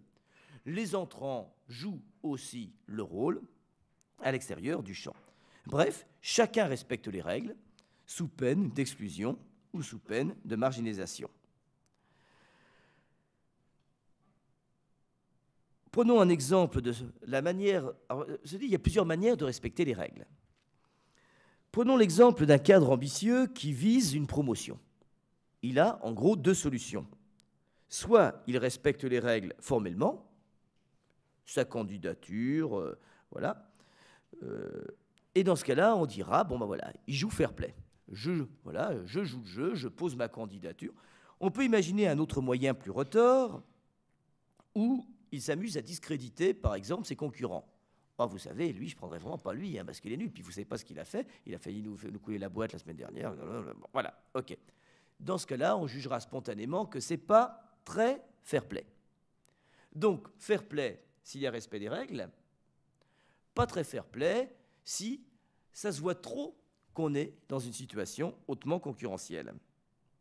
Le problème, vous le savez, c'est que ce serait le monde des bisounours si les plus fair-play étaient assurés de l'emporter, et s'il n'est pas fair-play, eh ben, au fond, il y avait une sorte de justice immanente qui permettait immédiatement de les marginaliser ou de les renvoyer dans leurs 18 mètres. Bon. Ben, le problème, c'est qu'on sait bien que ça ne se passe pas comme ça. Et que celui qui est le plus fair-play n'est jamais parfaitement assuré de l'emporter. Il n'est pas foutu, heureusement, Dieu merci. Mais il n'est pas assuré de l'emporter. Et celui qui n'est pas fair-play, on le sait bien, dans l'espace social, quel que soit cet espace social, n'est pas assuré de perdre. Bref, on pourrait dire à ce niveau-là que toute société tient grâce à un certain fair-play, certes, sinon il y aurait éclatement de la société, mais qui n'en est pas le principe structurant. Le principe structurant de la vie sociale, c'est probablement la concurrence. Ça, c'est le principe structurant. Après, ce qui permet à la société de ne pas se déliter et ce qui permet de faire en sorte que la concurrence ne tourne pas à l'impitoyable rivalité, c'est peut-être le fair-play. Et dans ce cas-là, on peut en proposer une sorte de redéfinition toujours provisoire. Le fair-play est soit la vertu des plus forts qui ont assez confiance en leur talent pour ne pas en rajouter. Je suis candidat à une promotion, j'ai suffisamment confiance dans mes curriculum vitae pour ne pas m'abaisser à des manœuvres qui seraient pour le moins contestables, mais dans ce cas-là, c'est la vertu des forts. Soit c'est la vertu des timides qui n'osent pas transgresser les règles du jeu. Je joue le jeu parce que j'ai peur au bout du compte que si je ne le joue pas, je me retrouve dans une situation qui sera bien peu enviable. Et là, on a le même flottement que celui que j'avais constaté au début de mon analyse. On retrouve, si vous voulez, les deux sens dégagés initialement. Soit le fair-play comme le savoir jouer des plus forts capables de produire du beau jeu, soit le fair-play comme le savoir perdre des plus faibles. Mais du coup, on se rend compte, et on le voit venir depuis quelque temps, que le fair-play, s'il est une vertu, vraiment à mettre entre guillemets une petite vertu, est une vertu en tout cas dont on ne doit pas être dupe, et j'aimerais terminer la première partie là-dessus pour au moins 4 raisons. D'abord parce que le fair-play, me semble-t-il, est une vertu plus stratégique que vertueux. On est fair-play volontiers quand on a intérêt à être fair-play, quand on a intérêt à ménager un espace possible de reconnaissance sociale. Et que derrière, au fond, la rhétorique du fair-play, il y a bien évidemment souvent la conscience claire de ses intérêts bien compris. Deuxième raison qui nous conduise à ne pas être dupes du fair-play, c'est que le fair-play, quand même, globalement, ça reste la vertu. Bon, c'est, excusez-moi, dans le premier cas que j'avais évoqué, ce qui exprime davantage une force que des principes éthiques. C'est facile, quand je suis le plus fort, d'être fair-play. Quand je suis sûr d'obtenir la promotion parce que j'ai un curriculum comme ça, c'est facile, bien évidemment, de la jouer en toute noblesse et d'éviter les coups retors. Plus facile d'être fair-play quand on est un joueur exceptionnel, quand on est Messi ou je sais pas, je sais pas qui on va voir jouer ce soir, on verra bien s'ils sont fair-play ou pas, que quand on est un joueur bien évidemment en difficulté, qui tire la langue chaque fois qu'il y a une situation un petit peu compliquée. Mais à partir du moment où le fair-play est la vertu des plus forts, il exprime davantage une force que des principes éthiques. Un salaud costaud peut se payer le luxe d'être fair-play. C'est après tout à fait possible. Troisième raison de ne pas être dupe, quand le fair-play est saisi du côté des plus faibles, de ceux qui savent perdre, il est juste ce qui reste aux plus faibles pour éviter l'humiliation. Il est difficile de voir une haute vertu dans ce qui me permet simplement de garder la tête haute là où, bien évidemment, je me sens en porte-à-faux et éventuellement humilié. Et puis, quatrième raison de ne pas en être dupe, dans une situation hautement concurrentielle, il est de toute façon ce qui ne tient plus. Plus la situation est manifestement concurrentielle, plus elle tourne à la rivalité, plus la rivalité tourne par exemple à la guerre économique, plus on se met à admettre que tous les coups sont permis quand il s'agit de l'emporter à tout prix sur ses rivaux. Bref, une vertu à géométrie variable qui n'a pas le même sens si elle est vertu des perdants ou vertu des vainqueurs, qui est plus stratégique que morale, c'est peut-être une vertu utile, ce n'est sans doute pas une très très grande vertu. D'où alors ma deuxième partie, mais je suis effaré de voir qu'il est déjà 7h20, je ne sais pas ce qui m'a pris là. Au-delà du fair play, quelle piste et quelle perspective ouvrir? On est donc pour le moment arrivé à ce point qui nous permet de dire, enfin qui me permet à moi de dire que le fair play est une vertu utile qui rappelle étrangement à ceux qui risquent de confondre une situation de concurrence et une situation de guerre que leur activité reste un jeu. Donc là, il y a quand même une utilité fondamentale du fair play. Le fair play, ce qui nous rappelle que, attention, quand même, c'est pas la guerre. Un match de foot, c'est pas une guerre. La concurrence de deux sociétés qui rivalisent pour augmenter leur part de marché sur le même secteur, c'est pas une guerre. Bon. Donc, si le fair play nous rappelle que toute situation de concurrence n'est pas une guerre, bien évidemment, le fair play reste une vertu utile. Mais le problème, c'est admettre ou reconnaître, ce qui est déjà bien, que ce n'est pas la guerre. Je me méfie quand même des discours d'entrepreneurs qui me disent parfois « Oui, qu'est-ce que tu veux? C'est la guerre !» On se méfie parce on risque parfois de se faire piéger par sa propre rhétorique. Si c'est la guerre, tous les coups sont permis. Si c'est la guerre, ça peut faire des morts. Et si c'est la guerre, les règles restent à géométrie variable. Et si c'est la guerre, on n'est pas tout à fait dans le domaine de la moralité. Donc le problème, c'est que réduire la situation de concurrence à un jeu, c'est oublier qu'il y a des enjeux. En faire une guerre, c'est quand même oublier que ce n'en est pas une. Bref, une situation de concurrence sociale, c'est en réalité ni tout à fait une guerre, ni tout à fait un jeu, justement parce qu'il y a des enjeux. Ce qui veut dire que l'exemple sportif ne doit pas nous abuser. On sait bien que dans une entreprise, ce n'est pas un simple jeu. On ne joue pas au Monopoly quand on gère une entreprise. Ce n'est pas vrai, bien sûr que non. Qu'il y a des implications possibles, qu'il y a un impact sur des personnes, qu'il y a un impact sur les salariés, qu'il y a un impact sur des actionnaires, qu'il y a un impact pour le consommateur, qu'il y a un impact sur les représentations sociales dominantes, sur la pérennité des entreprises et des capitaux engagés. Donc bien évidemment que ce n'est pas un jeu. On ne peut pas faire comme si gérer une entreprise, c'était jouer au Monopoly avec éventuellement un certain fair play. Donc, l'exemple sportif ne veut pas nous faire oublier que dans le domaine économique, le jeu des relations sociales et concurrentielles n'est pas un simple jeu. Et même chose, bien évidemment, pour la politique, on ne saurait la réduire à un simple jeu de pouvoir inoffensif. Bien évidemment qu'il y a des enjeux. Et que c'est parce qu'il y a des enjeux économiques et politiques qu'il nous faut penser quelque chose comme un au-delà du fair play, c'est-à-dire un au-delà de la courtoisie, de la politesse et des bonnes manières. C'est pas rien, bien sûr, la courtoisie, la politesse et la bonne manière. Et les bonnes manières, ce sont sans doute des vertus civilisées. Hélas, elles ne prouvent pas grand-chose. Et pourquoi est-ce qu'elles ne prouvent pas grand-chose ? Parce que il s'agit sans doute là d'une apparence de vertu plutôt que d'une vertu réelle. Un salaud peut être poli. Un salaud peut avoir des manières exquises. Un salaud peut être courtois. Et un homme politique peu fréquentable peut éventuellement manifester un certain fair play. Si ces vertus, courtoisie, politesse, bonne manière, ne prouvent pas grand-chose, c'est aussi parce que ce sont des vertus qui ne changent rien au cœur des hommes. Un salaud courtois n'en est pas moins salaud.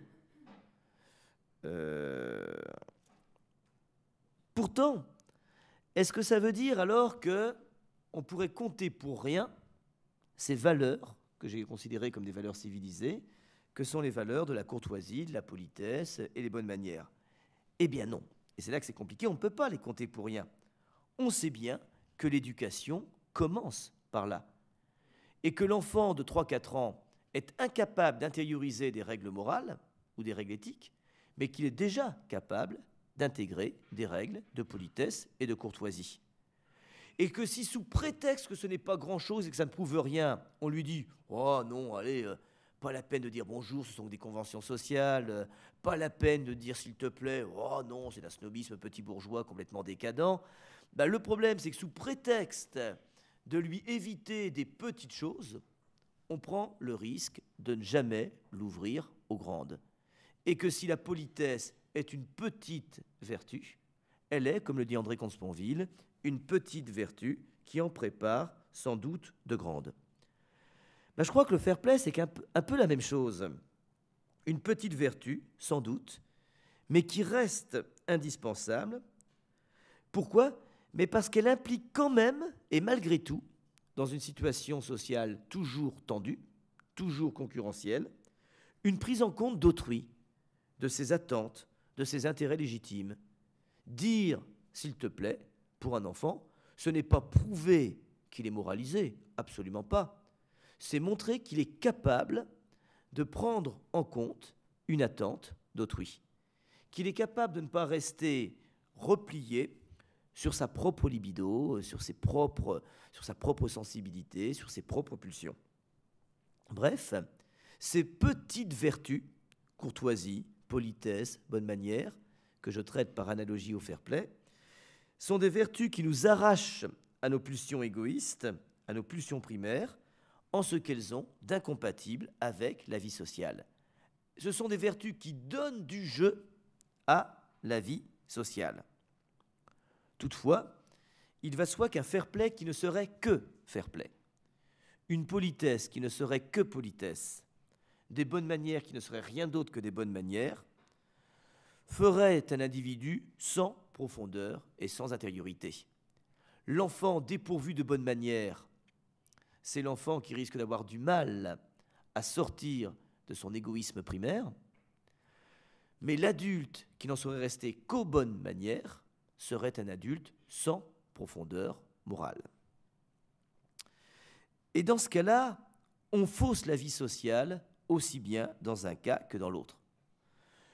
Dans le premier cas en particulier, eh bien, le fair-play, la politesse, les bonnes manières ne sont qu'une manière de camoufler la libido, nos pulsions, nos instincts, plutôt que de les traiter de manière effective et humaine. Bref, on en arrive à cette idée que si le fair-play est une vertu civilisée, même si elle est petite, il est bien évidemment une vertu insuffisante. Il faut penser quelque chose comme un au-delà de la civilité. Je cite Kant, cette fois dans la 7e proposition de l'idée d'une histoire universelle. Je vous avais encouragé tout à l'heure à lire la 4, la 5, la 6. Eh bien, allez jusqu'à la 7. Nous sommes civilisés au point d'en être accablés. Pour ce qui est de l'urbanité et des bienséances sociales de tout ordre, mais quant à nous considérer comme déjà moralisés, il s'en faut encore de beaucoup. Il ouvre bien ici un au-delà de la civilisation, qui serait la moralité elle-même. Et cet au-delà de la courtoisie, des bonnes manières, de l'urbanité, c'est aussi, bien évidemment, un au-delà du fair-play. Et un peu plus loin, il rajoute « Tout bien qui n'est pas greffé sur une disposition moralement bonne n'est que pure chimère et faux clinquant. » Le problème de ces petites vertus, qui peuvent vite devenir chimériques, non pas parce qu'elles sont sans enjeu, mais parce que quand elles se suffisent à elles-mêmes, quand elles cèdent à l'illusion de l'autosuffisance, elles ne sont plus que faux clinquants, elles ne sont plus que chimériques. Un fair-play qui n'est plus que fair-play n'est pas une manière authentique de respecter l'adversaire. Une courtoisie qui n'est que courtoisie n'est pas une manière authentique de vivre les difficultés des relations sociales ordinaires avec autrui, même quand il ne nous est pas très sympathique. Pour le dire autrement, sourire, ce n'est parfois qu'une façon polie de montrer les dents.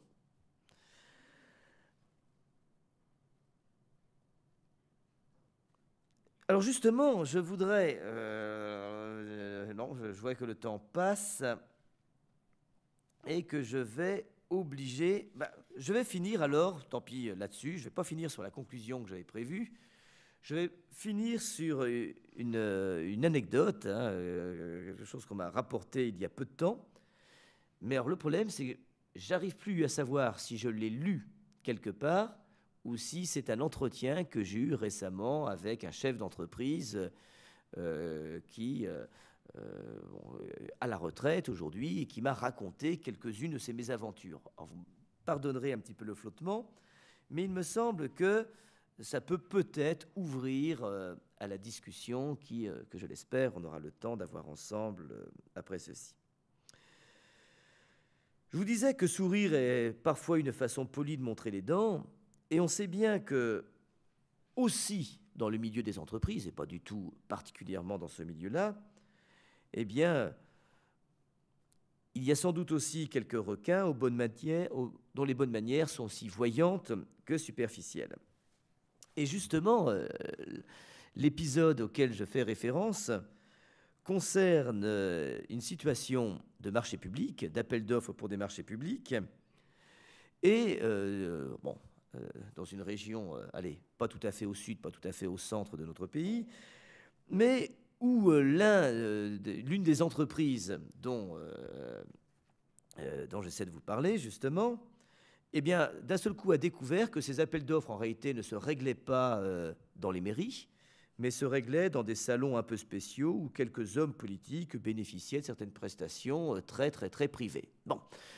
Et là, si j'ai bonne mémoire, en discutant avec la personne qui ne me surprenait pas tant que ça en me révélant ce genre de choses, elle me dit, mais au fond, il y a 3 types de réactions.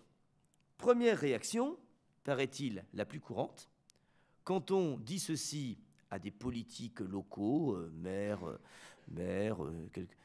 maires en particulier, la réaction la plus courante consiste à dire « je vois pas le mal, tout le monde fait comme ça ». Bon, c'est ce que j'appelle le principe de l'immoralité ordinaire. À partir du moment où tout le monde le fait, pourquoi est-ce que moi je ne le ferais pas? Mais c'est comme ça. Et puis pourquoi après tout se révolter? Le système est comme ça, il faut bien que tout le monde en profite. Bon, première réaction possible. Deuxième réaction possible, telle qu'elle m'a été rapportée, ceux qui considèrent simplement que ce n'est pas fair play. Alors ça, c'est intéressant, parce que dire que ce n'est pas fair play, c'est dire que les règles du jeu sont faussées, parce que certaines entreprises n'ont pas soit le désir, soit les moyens de telles pratiques. Et donc, placer le problème sur le plan du fair play, c'est poser ou indiquer en tout cas une situation de concurrence qui est faussée. Parce que tout le monde n'a pas les moyens ou le désir d'inviter des hommes politiques qui détiennent les clés d'une signature dans ces salons un petit peu particuliers où ils pourront passer sans doute un petit peu de bon temps. Bon. Et puis il y a la troisième attitude possible, plus radicale que celle qui consiste à dire simplement « oh, c'est quand même pas très fair-play », celle justement de cet ami qui me dit justement dans ce contexte-là, moi, aussitôt, tant pis, j'ai laissé tomber, plutôt perdre un marché que perdre son âme. Alors bien sûr, ça ne manque pas de gueule. Je passe sur la posture numéro 1. Je ne vois pas le mal, tout le monde fait comme ça, ce que j'appelle le principe de l'immoralité ordinaire. C'est hélas très commun, mais le fait que ce soit commun n'ôte strictement rien à ce que ça a de médiocre, de vulgaire et de bien bas. Je passe sur la position numéro 3, plutôt perdre un marché que perdre son âme, qui est sans doute trop rare pour, constituer quelque chose comme une norme possible. Et puis, c'est la 2, alors du coup, qui va m'intéresser ici. c'est pas fair play. On voit ici justement les limites de la rhétorique du fair play. Parce que dans ce cas-là, ce que l'on reproche à cette situation, ce qu'on reproche à ce genre de pratique, ce n'est pas son immoralité, mais simplement son irrégularité. C'est-à-dire, au fond, c'est une manière de dire la barre est placée trop haut pour qu'on puisse jouer nous aussi, et c'est pas fair play parce que nous, on ne peut pas participer au jeu, on ne peut pas entrer dans la partie avec les mêmes armes que tout le monde. Et dans ce cas-là, il y a un aveu un peu étonnant. Ce n'est pas fair play, c'est l'énoncé d'un simple jugement pragmatique où s'exprime un obscur ressentiment de ceux qui simplement n'ont pas les moyens de suivre, sous-entendu, mais qui feraient pareil s'ils pouvaient jouer le jeu. S'ils avaient les moyens, eux feraient pareil. Et on voit ici, et c'est là-dessus que je vous propose de terminer, même si, hélas, j'aurais voulu vous raconter bien d'autres choses, que le discours du fair play montre clairement ses limites. Il a une fonction régulatrice minimale, mais une fonction régulatrice minimale qui ne saurait tenir lieu de conscience morale. Ce qui me permet peut-être de conclure sur, je ne sais pas si c'est une provocation ou pas, mais que si le fair play est une vertu utile, voire nécessaire, il est surtout nécessaire là où manque la morale. Faute de grive, on mange des merles. Faute de morale, on peut se contenter d'un peu de fair play, peut-être. Voilà, je vous propose, pour nous laisser un petit peu de temps, d'arrêter sur ces remarques, et puis, comme d'habitude, de dialoguer tout à fait amicalement.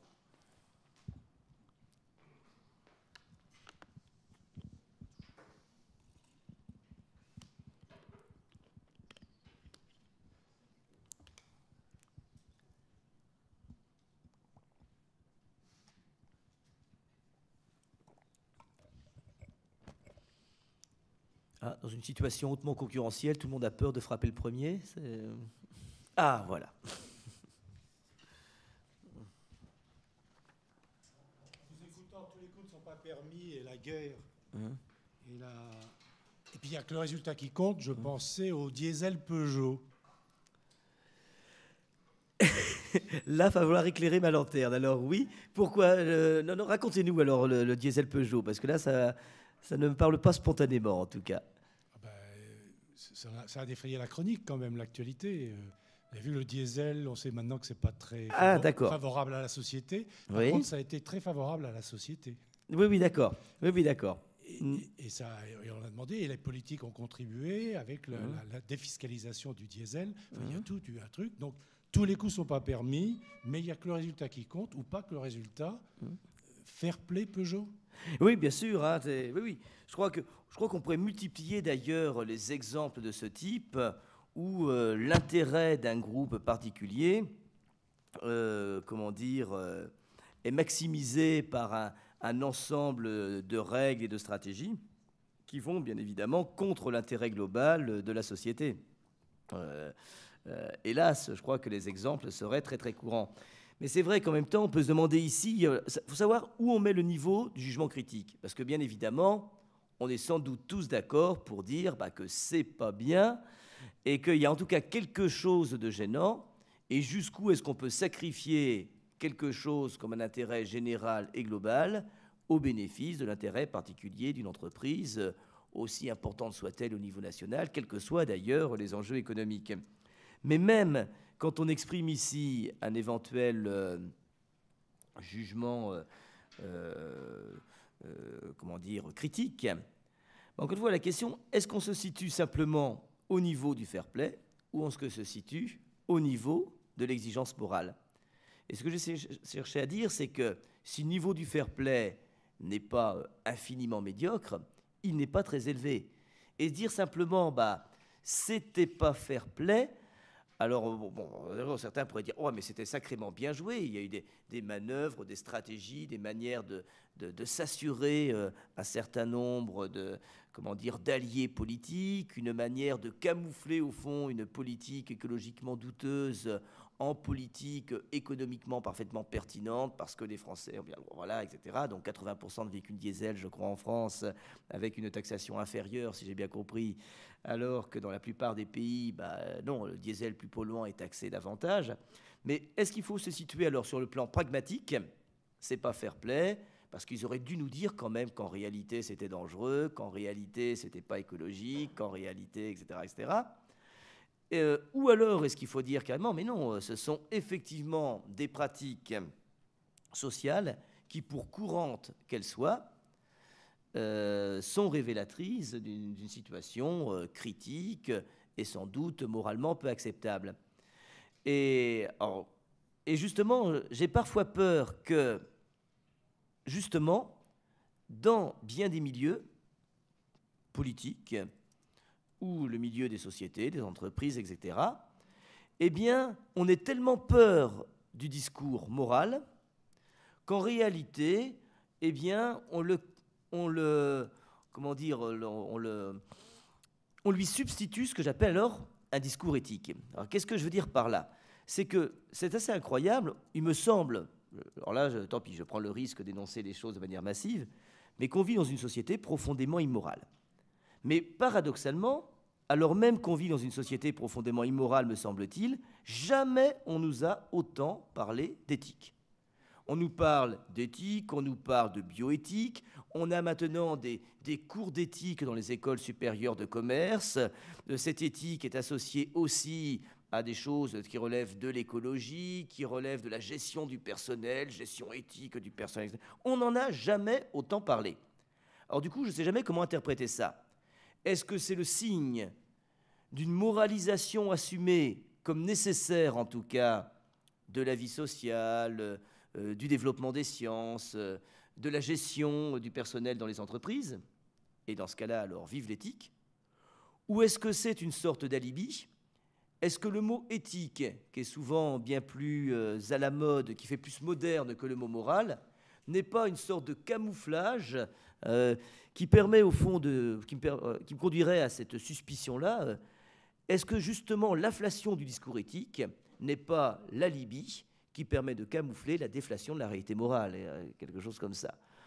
Et j'avoue que je ne trouve pas suffisant qu'on raisonne simplement en termes d'éthique, surtout quand ça ne change rien, au fond, à une idée qui est l'important, c'est la satisfaction des intérêts particuliers.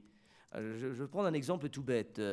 Si un manager, si un patron me dit « Ah ben moi, effectivement, je traite correctement mes employés parce que je tiens, parce que comme ça, ils seront plus productifs. » Tant mieux, je suis déjà content. Mais ça veut dire qu'en réalité, on n'est pas dans une perspective morale, on est, je veux bien, dans une perspective que j'appelle éthique. Éthique au sens vulgaire et courant que le terme a aujourd'hui. C'est-à-dire, au fond, ce n'est pas par respect pour lui que je le traite bien, mais par cette capacité qui est la mienne de considérer les intérêts particuliers qui sont les miens. C'est mieux que rien, c'est mieux qu'un patron pourri, c'est sûr, mais au fond, ça reste limité. Et la question que je me pose, mais je n'ai pas de réponse, c'est est-ce qu'on ne peut pas aller plus loin? Est-ce qu'on ne peut pas fonder un type de relations sociales admissibles par tous sur des véritables valeurs morales? Ou est-ce qu'on a peur que ça aboutisse à une sorte d'inefficacité radicale? Là, je crois qu'on aurait tort. Mais est-ce qu'on ne peut pas aller plus loin dans la moralisation? La vie politique, ça fait longtemps que je rêve plus, mais au fond, des considérations à partir desquelles on élabore quelque chose comme des stratégies de management. Parce que bien sûr, ce sont des stratégies.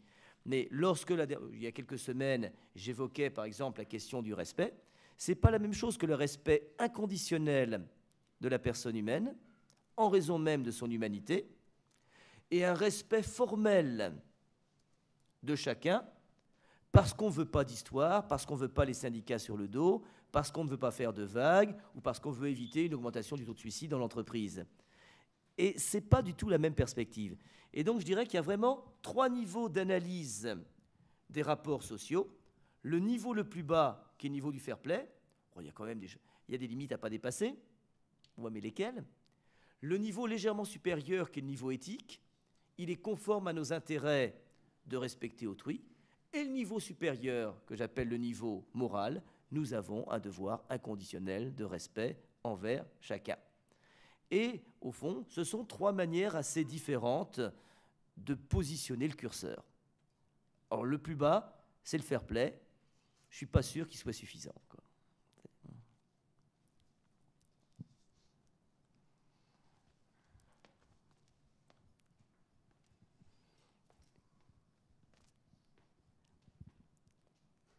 N'ayez pas peur de...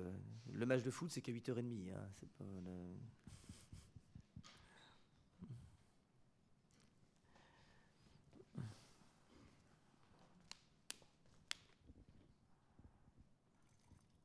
Moi, je me demandais simplement, vous avez dit que chez les Grecs, l'homme était considéré comme un animal social. Et on est passé à une autre considération de l'homme, mais je n'ai pas compris vraiment comment s'était déroulé ce changement. Ah oui, alors une sorte de changement de paradigme comme ça, mais je ne sais pas d'où ça sort. Ah, c'est étonnant. Je me suis longtemps posé la question, parce que c'est vrai que quand j'ai fait mes études de philosophie, les choses étaient relativement simples. Il y a le modèle antique, l'homme est un animal social, le modèle moderne, ce qu'on appelle la querelle des anciens et des modernes, hein, en philosophie politique, et le modèle moderne, en gros hobbesien et tout ce qui s'ensuit. Au fond, une société est un espace de concurrence généralisé. Et c'est vrai qu'il y avait deux choses qui me posaient problème. Un, mais comment on passe de l'un à l'autre?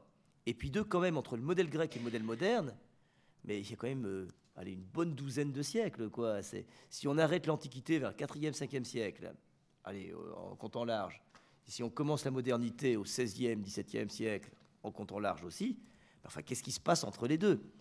Et donc, je me suis dit que le changement de paradigme devait être médiéval. Et c'est effectivement ma thèse, si vous voulez, c'est qu'entre les deux, on a quoi? On a ce qu'on étudie peu souvent en faculté de philosophie, dont on parle peu, mais on a une certaine vision de l'anthropologie chrétienne d'origine augustinienne. Ce qui se passe avec Augustin, c'est qu'on a à la fois la fin de la culture antique. Saint Augustin est un spécialiste de la culture antique, il la connaît très très très très bien, et qui du coup peut en récupérer ce qui lui semble être le meilleur, et en même temps est une dureté terrible par rapport à ce qui lui semble devoir être rejeté, mais parce qu'il la connaît très très bien.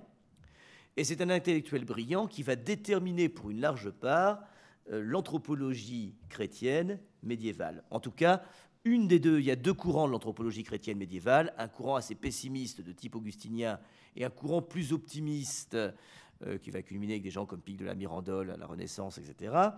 Mais l'anthropologie médiévale chrétienne, en ce qu'elle a de pessimiste, eh bien, elle va justement renverser l'anthropologie antique au nom justement de cette idée que j'ai évoquée tout à l'heure.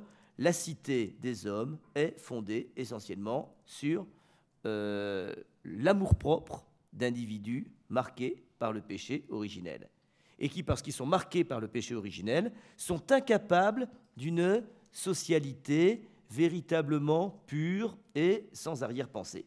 Le péché originel a tout corrompu, y compris la structure même de la vie sociale.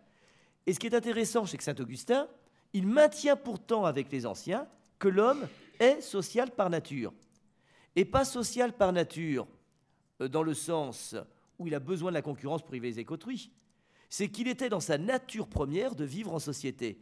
Et donc, la tradition médiévale augustinienne se retrouve avec deux éléments à faire valoir. D'une part, l'homme, en raison de sa première nature, est un être social qui ne peut déployer pleinement son humanité que dans la relation à d'autres hommes, et ça, Augustin le maintient toujours. Mais en même temps, les conditions effectives de cette vie sociale sont corrompues par le péché originel lui-même. Et il me semble que le chaînon manquant, il est là. Saint Augustin est encore un ancien qui considère que naturellement l'homme aspire à vivre avec d'autres humains, parce que c'est seulement de cette façon qu'il peut déployer ses dispositions les plus authentiquement humaines, mais il fait signe déjà vers les modernes, parce qu'il considère que les conditions d'effectivité de cette vie sociale sont déjà corrompues par le péché originel, et donc la libido dominandi. Et il me semble que ce qui nous fait passer de cette anthropologie antique à cette anthropologie moderne, c'est justement l'anthropologie augustinienne. Et ce n'est pas par hasard, d'ailleurs, si l'anthropologie du XVIIe siècle emprunte tellement, dans la tradition janséniste, par exemple, chez Pascal, et même chez les moralistes, La Bruyère et compagnie, La Rochefoucauld, hein, si elle emprunte tellement à Saint-Augustin. Donc vraiment, j'ai décrit ça vraiment dans les grandes lignes à toute vitesse, mais il me semble que le passage pourrait se jouer à ce niveau-là. Oui.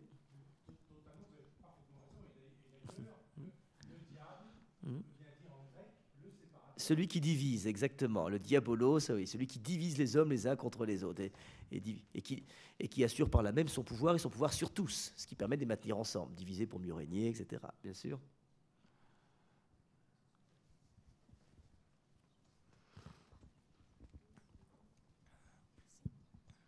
Je voudrais revenir sur ce que vous avez dit au propos de l'éthique et de la morale.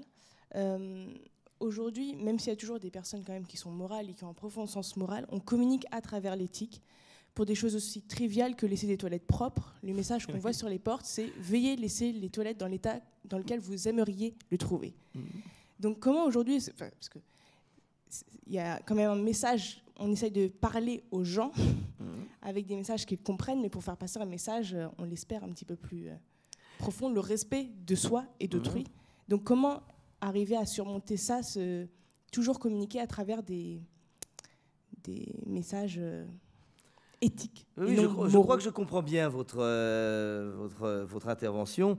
C'est vrai que parfois on est nous-mêmes malheureux de devoir dire des choses assez prosaïques, assez triviales, c'est-à-dire de limiter nous-mêmes notre discours à un discours éthique. Quand effectivement la déliquescence d'un sens, enfin, quand le sens moral ne va plus de soi, quand le mot moral apparaît presque pour un terme ringard, voire pour un gros mot, bien évidemment, il est difficile d'en appeler à ce qu'il y a de plus élevé dans la conscience morale de ceux à qui on s'adresse. Et c'est parfois étonnant, que ce soit avec des élèves, ou que ce soit parfois avec ses propres enfants, enfin avec les miens, mais si j'essaye d'expliquer que moralement, non, vous ne pouvez pas faire ça, moralement c'est pas jouable, même à mes propres enfants, mais je me prends très facilement, papa, tout le monde fait comme ça. Bon, voilà, c'est-à-dire qu'au fond, le discours moral est invalidé d'emblée par quelque chose comme une sorte de norme qui s'est installée et qui, du coup, tient lieu pour les enfants, et pour bien des adultes d'ailleurs, justement de normes comportementales. Au fond, ce n'est plus une norme morale, c'est une simple norme comportementale. Et bien évidemment, dans un monde comme celui-ci, si on n'a pas d'autre discours que le discours moral, on est absolument inaudible.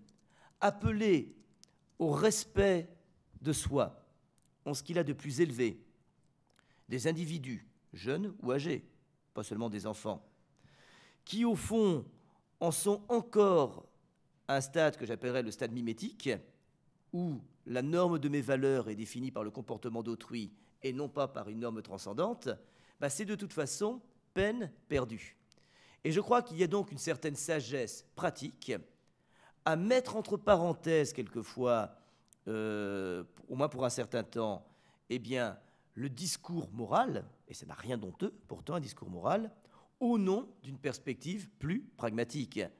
À celui qui n'est pas capable spontanément de reconnaître que la vie sociale m'oblige à reconnaître en l'autre un homme qui, comme moi, est digne de respect, je peux toujours jouer sur l'intérêt qu'il a pour lui-même, et c'est le caractère assez habile de cette histoire des toilettes, dans l'état où vous auriez aimé les trouver.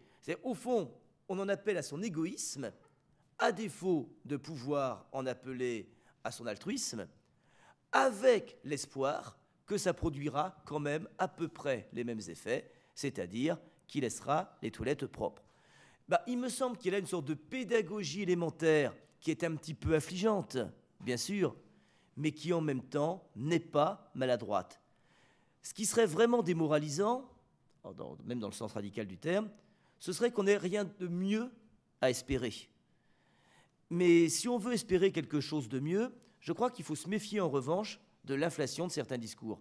Je dénonçais tout à l'heure l'inflation du terme éthique, au point que je me demande parfois, je vous l'ai dit, si cette inflation du terme éthique ne cache pas au fond une démoralisation complète de la vie sociale, si on n'a pas besoin d'éthique là où il n'y a pas de morale, en gros. Mais il y a un autre terme du même gabarit qui est tout à fait étonnant, c'est le terme citoyen. On ne sait plus du tout ce que ça veut dire. Hein. J'ai entendu un de mes collègues il y a quelques années expliquer à ses élèves, allez, soyez bons citoyens, laissez les tables propres. Là, je ne vois pas très bien quel est le sens citoyen ici. Soyez propres, laissez les tables propres. Enfin, soyez, je ne sais pas, respectez le matériel. Bon, d'accord, et laissez les tables propres. Et on entend parler, justement, j'y pensais, d'entreprises citoyennes. Ségolène Royal, quand elle était pas ministre de l'Éducation nationale, c'était peut-être le degré en dessous, je ne sais plus, n'arrêtait pas, elle avait le mot citoyen sur les lèvres. Mais là, pareil, il y a une inflation du discours dont on se demande ce qui cache. Quand on nous invite à être tellement citoyens, est-ce que ce n'est pas déjà parce qu'on a renoncé à nous élever moralement? Et là, il y a quelque chose à quoi je ne suis pas prêt à renoncer. L'entreprise fair play, ça ne me suffit pas. L'entreprise citoyenne, ça ne me suffit pas non plus. L'entreprise éthique, ça ne me suffit pas non plus. Et je dirais la même chose pour les politiques. Le politique fair play, ce n'est pas suffisant. C'est mieux que rien. Le politique éthique, c'est pas mal, mais ce n'est pas encore suffisant. Et je dirais la même chose, mais dans l'éducation. Est-ce que élever ses enfants, il suffit pour les avoir bien élevés, d'avoir fait d'eux des jeunes gens fair play? C'est mieux que rien, mais ce n'est pas grand-chose. De leur avoir donné quelques valeurs éthiques, si ça veut dire simplement la conscience bien comprise de leurs intérêts, enfin la conscience de leurs intérêts bien compris, c'est mieux que rien. Bien sûr, encore une fois, faute de grive, on mange des merles. Mais ça laisse quand même un goût d'inachevé, de quelque chose qui n'est pas abouti. Et donc, je crois que ce qui est difficile, pour finir de répondre à votre question, c'est de tenir les deux bouts. Il faut être pragmatique et parfois brosser les gens dans le sens du poil. Et si effectivement des discours comme celui que vous évoquez ont un impact minimal et produisent des effets qui, après tout, ne sont pas nuls, ben oui, il ne faut pas hésiter à les tenir. Mais en même temps, il faut pouvoir en permanence les relativiser, c'est-à-dire montrer ce qu'ils ont de relatif et de limité. Sinon, on se prépare une société qui se réjouira d'être éthique simplement parce qu'elle aura oublié d'être morale, quoi. Oui ?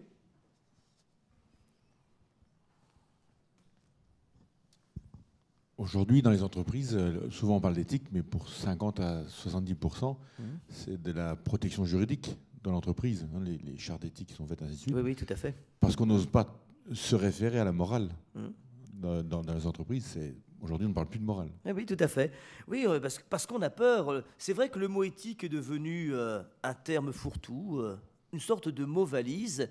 Et dès lors qu'on est dans le jeu de la régulation sociale et interindividuelle, voire régulation individu-individu, individu-société, société et puis l'environnement, voilà. Dès qu'on est dans ce genre de régulation environnementale, interindividuelle ou sociale, on est dans l'éthique.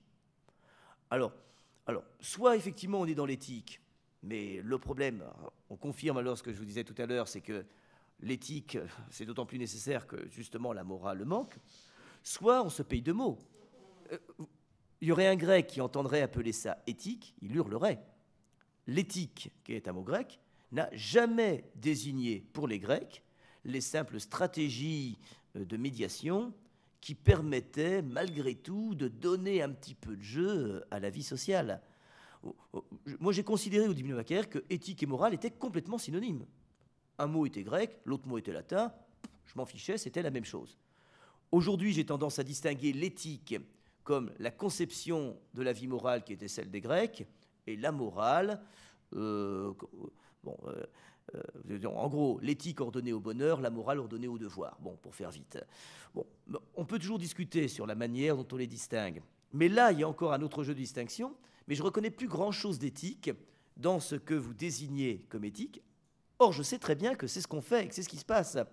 Mais le problème, alors, quand on se ment à soi-même et quand on se paye de mots, est-ce qu'on peut bâtir, maintenir, préserver, stabiliser quelque chose de stable? Parce que le problème, c'est que dès qu'on a un certificat d'éthique, c'est comme certaines normes, je ne sais pas quoi, ISO 2000, je ne les connais pas bien. Voilà, hop, on est en règle, Donc, tout va bien, et puis on se sent bien. Ouais, mais enfin, non, ça suffit peut-être pas. Et c'est pas parce que juridiquement, on n'a rien à me reprocher, je tape pas mes employés, je ne les insulte pas, je ne les harcèle pas sexuellement. Ah non, non, j'ai des valeurs éthiques. Non, non, les valeurs éthiques ne concernent pas ce qu'on ne fait pas. Elles concernent ce que l'on a à faire en tant qu'on est un homme qui reconnaît l'humanité d'autrui. Et s'arrêter à ce que je ne fais pas, c'est quand même sans doute être un petit peu court moralement, quoi. Oui, dernière question peut-être, parce qu'après on va être chassé par les vigiles. Mais d'après vous, qui est-ce qui parle à nos enfants de morale Ah bah, aujourd'hui? Plus personne. Ah Même bah, pas leurs je crois que parents c'est bien souvent. le Hein, problème. bon, alors, mais si je dis ça, là je vais passer pour un vieux réactionnaire. Mais, non, je suis convaincu qu'il n'y a plus d'institution aujourd'hui qui tient vraiment quelque chose comme un discours moral. Parce que la morale est devenue effectivement une sorte de gros mot, et parce qu'on se représente la morale comme des espèces de règles coercitives, arbitraires. Oh non, je ne vois pas pourquoi la morale serait coercitive et arbitraire. La morale, pour moi, c'est ce qui fait grandir l'homme, ce qui est de chacun de nous à prendre conscience de ce qu'il y a de plus grand en lui. Et il n'y a rien de plus beau que d'aider un enfant à prendre conscience en lui de ce qu'il y a de plus authentiquement humain. Et que son humanité n'est pas à son acmé, n'est pas à son sommet, quand il n'a pas d'autres ambitions que d'être comme les autres et de faire comme eux. Et c'est dommage, parce que je ne plaide pas du tout pour un retour à un moralisme sclérosé et coercitif. Absolument pas. Mais je crois que les temps sont mûrs quand même pour réinventer un discours moral qui soit vraiment généreux, qui soit ouvert et qui aide chacun à prendre conscience, comme le disait Pascal, que l'homme passe l'homme infiniment. Et c'est peut-être ça la morale, la capacité à reconnaître que l'homme est plus grand que l'homme et irréductible par conséquent à ses petites bassesses, à ses petites misères, à ses petits compromis, à ses petites manières de transgresser un peu le vocabulaire pour mettre de l'éthique là où il y a du juridique, etc. Voilà. Je vous propose qu'on arrête là-dessus. Vous m'avez donné une idée, peut-être que l'an prochain, on pourrait consacrer une séance à la question justement de l'éthique et de la morale, quoi. Peut-être qu'il y aurait quelque chose à faire. En attendant, merci.